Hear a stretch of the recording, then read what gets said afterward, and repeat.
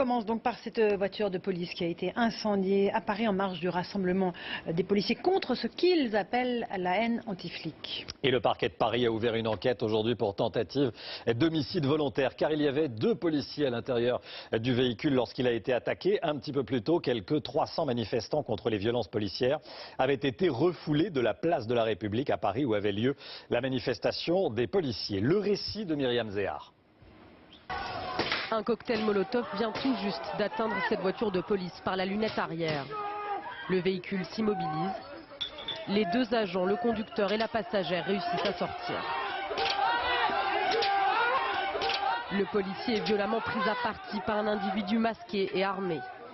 Très vite, des manifestants s'interposent. Les 2 policiers prennent la fuite. Quelques instants plus tôt, une quinzaine de personnes ont tapé le véhicule à l'aide de barres de fer. Rapidement, la voiture prend feu. Selon la préfecture, près de 150 manifestants contre les violences policières auraient croisé le véhicule quai de Valmy, non loin de la place de la République, d'où ils ont été repoussés précédemment. Comme des taureaux lâchés dans une arène, en colère. Il fallait bien que cette colère-là sorte d'une manière ou d'une autre. Ils sont tombés sur la voiture, la voiture des policiers. Donc ils ont chahuté d'abord la voiture en s'en prenant à la voiture. Et ensuite, il y a eu de la fumée. Ils sont sortis, donc ils les ont hués. Les policiers sont partis en avant.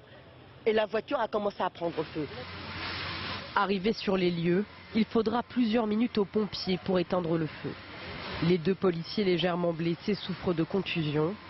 Le préfet de Paris, Michel Cadot, a condamné une action violente et apporté son soutien à ses fonctionnaires. Une enquête a été ouverte pour tentative d'homicide volontaire.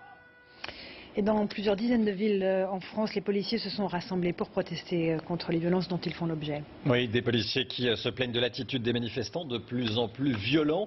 Ces rassemblements policiers se sont tenus après 2 mois de manifestations anti-loi travail. Karima Benamrouche. Malgré une pluie battante, ils ont tenu à crier leur ras-le-bol contre les agressions physiques et verbales.